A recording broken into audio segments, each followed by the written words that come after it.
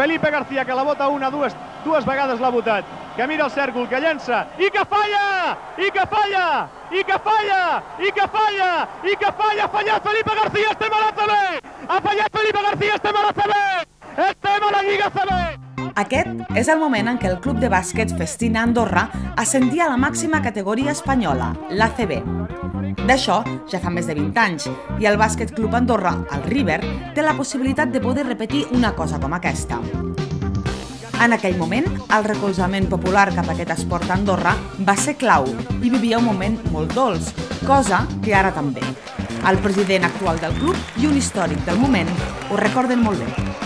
Home, en el seu moment no era el River és el que és a dia d'avui, però evidentment és el mateix club que fa 20 anys doncs va aconseguir, jo crec, i amb això suposo que la majoria de gent estarà d'acord, la fita més important esportivament que hem tingut a Andorra, que és un ascens a la CB i haver-hi jugat durant 4 temporades.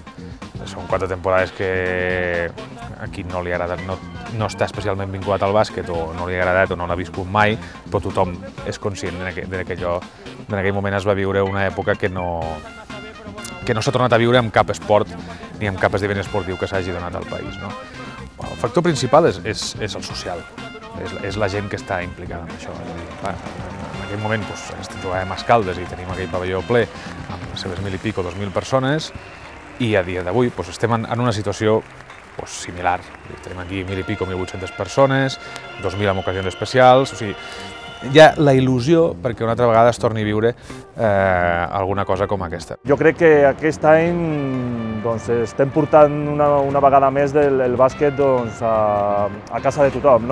Jo crec que aquí a Andorra s'està parlant molt del bàsquet aquest any perquè la trajectòria que portem aquest any és molt bona, tenim a tocar un altre ascens a la Lliga CB i bé, jo crec que la gent s'està involucrant i s'està veient els partits aquí a casa.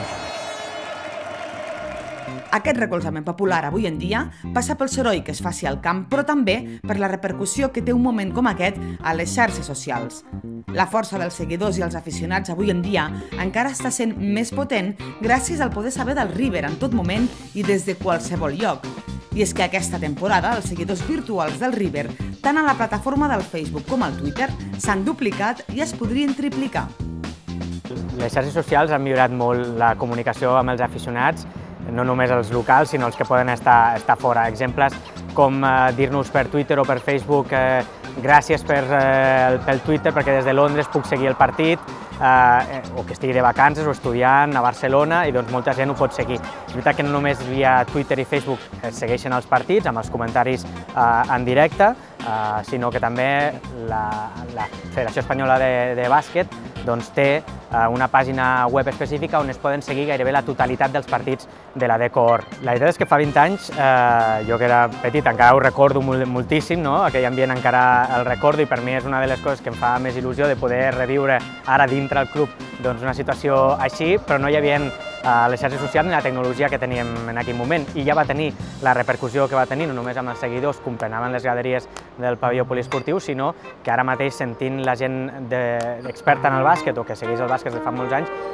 veuen que la trajectòria del River és d'un històric de l'ACB, és d'un històric del bàsquet espanyol. Si en aquell moment, fa 20 anys, va tenir aquella repercussió, doncs ara, amb les xarxes socials, amb Facebook, amb Twitter, amb la pàgina web nostra, amb la pàgina web de la Federació, on es van penjant notícies, etcètera, doncs fa molt. És veritat que també és feina dels clubs fer, crear i generar les notícies perquè pugui interaccionar amb els seguidors, amb els aficionats. El suport social cap al River passa també perquè el club mimi cada detall i això ho fa amb la feina del dia a dia, com amb l'elecció d'un equip de treball cohesionat que compleix certs requisits. El bàsquet a Andorra s'ha viscut sempre des d'una perspectiva de formació.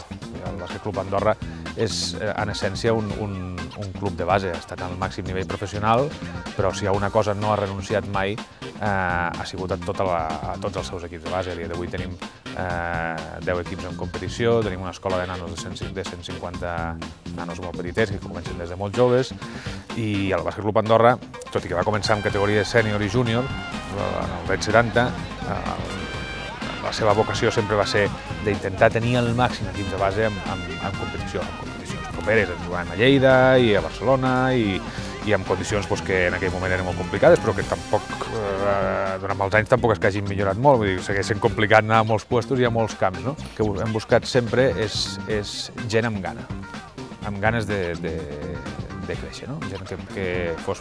I això normalment ho trobes en gent jove que ambiciona millorar, no? Això és una premissa que evidentment buscàvem per intentar ser competitius, no? Aquestes ganes de millora i de poder créixer. I això, aquests 2 últims 3 anys, els equips que hem anat fent ho han anat complint, no? Tot això combinat amb un entrenador que també compleix aquestes característiques i que també ambiciona aquestes coses i acompanyat, evidentment, amb que els resultats després t'acompanyin. Un dels èxits del River en aquestes darreres temporades ha estat també aconseguir jugadors professionals i propers a l'afició. Així ho aconsegueixen també gràcies als seus perfils digitals. Els jugadors, directiva, utilitzen xarxes socials, perquè no només el club ha d'estar present, sinó també els membres que conformen l'equip, conformen el club, han de donar també que parlar. A part de les seves opinions personals de les coses, també han de donar de parlar de l'equip. I molts dels jugadors estan a Facebook, per no dir la totalitat, i també al Twitter. Possiblement els que més utilitzen les socials, doncs tenim exemples com el Marc Blanc, el Dani Pérez, el Devin Wright, el Dimitri Fliss. Parlem, doncs, del Marc Blanc, l'alè del River, vingut del bressol del bàsquet Badalona i que ja sap el que és un ascens a l'ACB. Des de petit, allà a Badalona, hi ha molta tradició de bàsquet, la gent neix quasi no amb un pas sota el braç, sinó amb una pilota sota el braç, i se segueix molt el bàsquet, no? Tant estatal com internacional.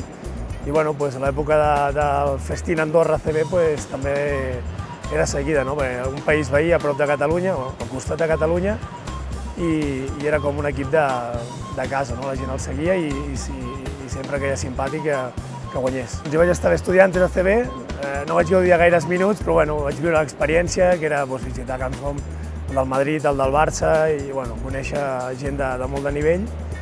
I era una experiència molt maca, que m'agradaria poder repetir amb el River. I a la situació actual, a la posició privilegiada que ens trobem, l'any passat, juntament amb en Dani, vam viure l'ascens a l'ACB amb el Menorca. Una gesta a repetir que tant de bo poguéssim repetir aquest any.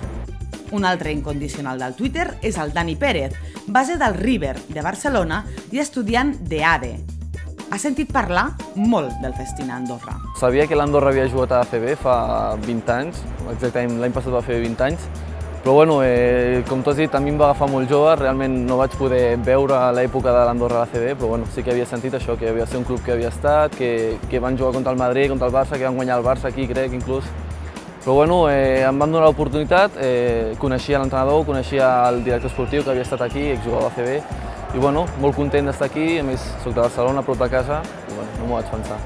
Doncs a l'entorn digital, bueno, per Twitter, per lo que veiem, pels retuits que fa l'Andorra inclús, jo crec que la gent segueix bastant els partits, sobretot quan juguem fora. Jo crec que veig molts comentaris de la gent donant ànims a l'equip, felicitant-nos per les victòries, això.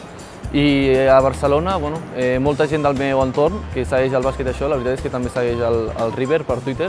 I jo crec que últimament és una tecnologia que està a l'auge, que diem, i jo crec que ens estan seguint bastant i ens estan animant per Twitter. Perfils com els d'ells i el del mateix River Andorra són els que hem de seguir i recolzar més que mai. I és que aquesta setmana és decisiva. Divendres a 9:15 del vespre, el Riga Futbol Club Barcelona B visita el pavelló poliesportiu del govern. A través de les xarxes socials, el recolzament social no fallarà segur.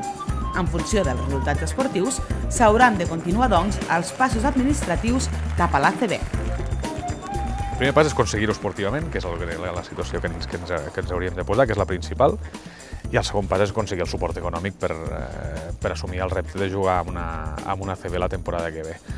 A més, amb uns timings molt ajustats, perquè és una cosa que s'ha de complir abans de 15 de juny, has d'haver presentat ja, has d'haver pagat un aval i presentat un fons de garantia. Invertir ara mateix o en un futur, l'any que ve, per al bàsquet és complicat perquè s'ha de fer una inversió molt gran a nivell econòmic, no? I ara mateix la situació econòmica no és bona, no? Però bé, jo crec que s'ha de fer un esforç, jo crec que és bo per al país, per a l'esport nacional, doncs, que tinguem un esport d'elit a la màxima categoria, en aquest cas del bàsquet espanyol. Si aconseguim aquest suport, doncs evidentment el primer que farem és inscriure'ns, formalitzar tot el que haguem de formalitzar i després intentar adequar una estructura de club que a dia d'avui no és ACB, tot i que treballa al màxim de professional possible, però no és ACB, doncs als requisits d'una categoria com aquesta. Entre altres coses, aquesta instal·lació en la que estem aquí, que s'hauria d'adequar, i aquí, a partir d'aquí fer un equip el màxim de competitiu possible, i això durant l'estiu ja tindríem més marge.